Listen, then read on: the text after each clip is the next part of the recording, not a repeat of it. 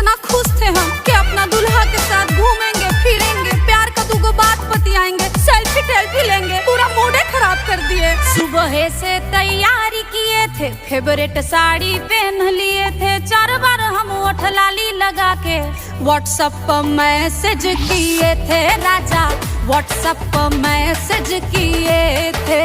अरे नेटवर्क के उड़ गया था। जब तक तुम्हारा घमंड रहेगा, रतिया के खाना बंद रहेगा, बीबी से हाथ धोना पड़ेगा, दुआर पर डेली सोना पड़ेगा। अरे डेंगू वाला मच्छर काट देगा। जब भी प्लान बनाते हैं आप हमको भूलियाते हैं। सॉरी सॉरी माय मिस्टेक। अब सूखा हुआ किसमी से निकले, अभी सब मत बोलो। सैया जी आप सेल्फी से निकले, सैया जी